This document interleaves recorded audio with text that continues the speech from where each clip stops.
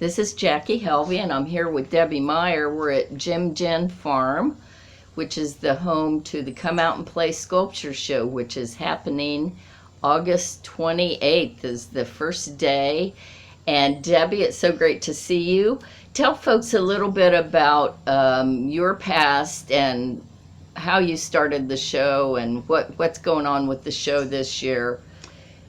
All right, well, let's maybe we should start with if that's okay, the last question first, because we're in the middle of a pandemic and it was questionable whether the show could go on and then whether we should do it, and we decided that we needed to do it. Last year it was all virtual and it just wasn't the same, and people were willing to participate this year as artists. So the show opens this coming weekend, August 28th and 29th, starting at noon, and continues every Saturday in September from 2 p.m. on, and each reception is free. There's live music, free food, and amazing art, and dogs are invited to attend as long as they're on leashes. And as long as it's not your husband. And as long, yeah. Well, husbands can be on leashes, but yeah, they can be dogs too. They can be dogs. Yeah. Anybody can be on leashes. That was a joke, of course. Yeah. So I started my life surrounded by art because my parents love art, and so my brothers and I grew up feeling and believing that it's just an important part of life. And I went to an arts high school up in Michigan, Cranbrook, Kingswood, and there was art everywhere, in our dorms, in the woods. There was sculpture. Just you couldn't look anywhere without there being sculpture and 2D art and just beautiful buildings, because they were all designed by artisans. And it just emphasized for me the importance of art in living a good life and also doing good work through art. So the way the show came about was the host of this interview, Jackie, and 3 other women, Hunter Levinson, Anka Gosson, and Holly Taylor, were participating in 2002 in a national project called 5,000 Flowers. And it was started by a woman who used to live in the Triangle but had moved to New Mexico. And she wanted people to commemorate the first anniversary of 9/11 by hosting art shows. And so sharing art with people to promote kindness and connect people in that way to honor those affected by 9/11. So I wrote the story, and then these 4 amazing women asked me to join them and help them with the local effort. And so I did. We hosted a community art call and had shows all over Chapel Hill and Carrboro with community art and people that responded to wanting to make pieces to help make this situation better, as horrific as it was. And there was people who wanted to do sculpture, including Frank Mangieri. Frank's cousin was a firefighter who was killed in 9/11 going into the buildings. And Frank made beautiful copper flowers in his honor. And there was nowhere to put these pieces because they were sculptural. So I offered to do them at my house. And then it turned out there were other pieces of sculpture that people wanted to include. We had some big ones. Yeah, and I need to go back and look at that first invitation. Well, you can, the website's online, 5000flowers.org, Okay. where images are of all the art. Yeah, so I've kept the invitation from every year. I've got 20 years of invitations now, so you can see exactly the different artists. So we hosted a reception here one night. And I remember none of us thought anybody would come out here. Do you remember that? We were all like, oh, nobody's going to go all the way out to Chatham. I know. Well, I still worry about that. But people came, and not only was the art amazing, sitting out on, we live on a 17-acre farm, and so the setting is perfect for artwork. But people came and said, oh my gosh, I've just been in pieces since last year, and this is really helping me come to peace and make something better out of what happened. And they said, you need to do this again. And I thought, oh my God, are you kidding me? But then what happened is after that first reception, that first year was intense. Yeah. You know, just looking back at the website, we hung 3 venues that first night. Town Hall, the Century Center, and Weaver Street Market. We hung over 100 pieces that first night. And there were several of us, and we didn't all agree on necessarily where they should go. I remember, because there were other people helping us, right? Right. But yeah, we did it. And then we had a community party to honor everyone at Weaver Street Market. And my parents actually came down from Chicago for that very first event and were here. And it was really moving, and it touched a lot of people. And I think it did exactly what it was meant to do and more. Right. Looking back at those photos, that whole lawn was packed. It was. Yeah, and we remember we had the poet laureate. She wrote a poem for it, Kate Lovelady. Oh my God! And Mike Nelson was the mayor at the time. He got up and made a speech. I mean, it was just a fabulous event. It was. And so what grew out of that, because it touched people. People said, artists and attendees said, would you do this again? And I thought, oh my gosh, wow. So I had to wrap my head around it. My husband had to wrap his head around it. But we decided to go ahead and do it because also this amazing group of women, were going to be involved as well. So it wasn't a singular kind of effort. So we are about to host our 20th year of this show. And it's grown, of course, in all those years. We now have, I think the first year we had 10 artists. This year we have over 65. Right. And we have live music that started several years ago when a music co-op, the North Carolina Songwriters Co-op, offered to come to every reception and provide live music for free, which they do at every reception for several hours. And my husband and I feed everybody a meal. And whether you come for lunch or dinner, there's free food and drinks. And so it's become a real event that it takes a lot of work to pull together, but there are so many people that help. And what comes out of it always makes up for any effort that goes into creating it. And just this year already, I had one artist that I invited that was new, and I didn't know this when I invited her. She just revealed it after she accepted, that her family members, 2 of them, were there that day and then were involved for several years afterwards in the investigation into what happened. And they're still, she said, having nightmares.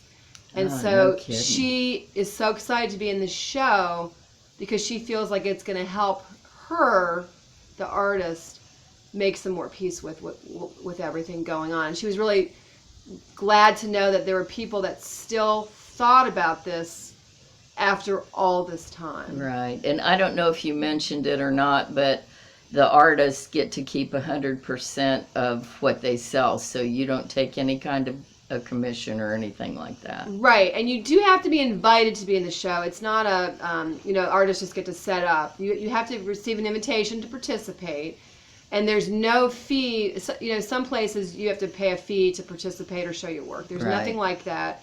All we ask of the artists, this one thing, is if they come to a reception, that they bring a side dish to share, because we feed everybody, and we're talking about 2,000 people over the event's run for 5 weeks. We don't count people, but we estimate that's about what comes.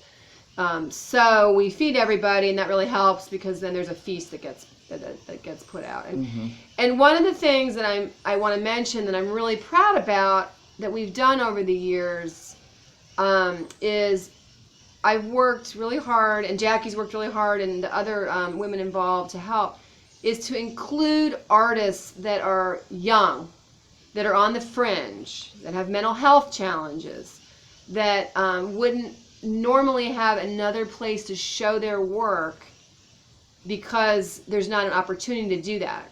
And since you don't have to sell your work here because we don't care about the money, it's a great place for people to bring work they just want to share with people and share with the world. So it's been really heartwarming. We've had a young autistic man who for years sold his work, and he sold everything. It was beautiful work. And it just meant a lot to him and his family that he was able to come here and do that and be a part, because he was a very integral part of the work. We had people that came after the first year he showed just to see what he had because they wanted to buy something. I have one of his pieces. Yeah. So, and we have indoor art. This year we'll be requiring that people wear a mask to see the indoor art.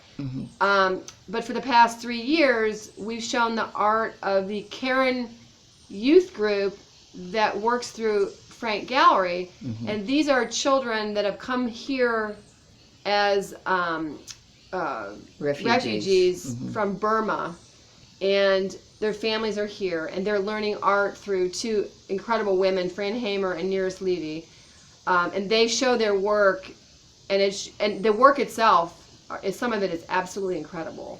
So we're very grateful that they are willing to show their work here, but also that we're able to offer that to the public, and it's really, really neat.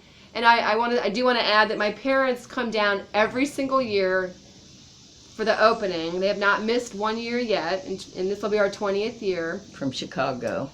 Yes, and they're getting older. My mom is going to be 83 and has some health issues, but she's determined to get on that plane and be here just to be a part of it. And the farm is named after them. Yeah. Jim and Ginger Meyer. Yeah. So. And you also have out here animals that people can see. Some kids never get to see farm animals. Do you still have the pigs? We got a new one. We have 3 pigs, a horse, and we have a pond that actually during the show, if you can believe it, kids do swim in with adult supervision. And we have kayaks that people take out. So it's the only outdoor sculpture show probably where that goes on, because it's a little nutty to have that happening at the same time. But it's an amazing way to show kids too that art is part of a life. It doesn't have to be rare. You don't have to be quiet around it. You can touch it. Some of it is breakable, so you need to be careful. But it's something that is to be lived with and adored, and not something that you want to groan because your mom says she's gonna take you to see an art museum or an art show. Right. I wanted to mention too that for years you wrote the arts column for the Chapel Hill News when you mentioned earlier that you wrote about it, because some folks, there might be folks that are new to the area and didn't know that, because you haven't been doing that for a while. I think it's been 3 years that I wrote the arts column for many years for the Chapel Hill News, and then the Durham News as well. So I had 2 different columns and wrote about art. And Jackie here often fed me information about new people that she discovered that I should write about, which is fantastic. And I approached it much the same way I approached the show, in that talking to people about their creativity and how they create and where their ideas come from. Not about the intellectual aspects of art, because often that is just not interesting, right, and doesn't appeal to a lot of people. But yet everybody creates things, whether it's a beautiful car that you fixed from nothing, or a beautiful cake that you made that you want to show people, to artwork that's a sculpture. There's many ways to be creative, and I tried to do that through my column to show that, and also through this show. It was a great column. You did you were so fastidious about getting all the details and really getting to the root of what the artist was all about. So yeah, I do miss it, but as we all know, newspapers have really changed, and what's interesting to me about the marketing of this show is that there are way fewer places to promote the show, because journalism has changed so much, and social media has become a much more, of course, integral and important part of marketing. And I'm not a social media person, so again, Jackie, yay for Jackie, and she does the website for the show, so that's really important. So that's it, and we hope you'll come, and check out the website. It's got all the information that you need to know about the receptions. And that's comeoutandplay.info. It has the address and all you need to know and your contact information. Yeah, so thank you. And if you come out, find me. I'm either in the kitchen cooking, wear a mask, or I'll be in the food tent, which we used to serve food inside, and we built a new patio and have a tent so we can do it outside to be safer. So I'll be maybe in there serving food. And come find me. I'm the lady, as you can see, with the crazy hair. So you know. Thank you so much, Debbie. Looking forward to the show this year.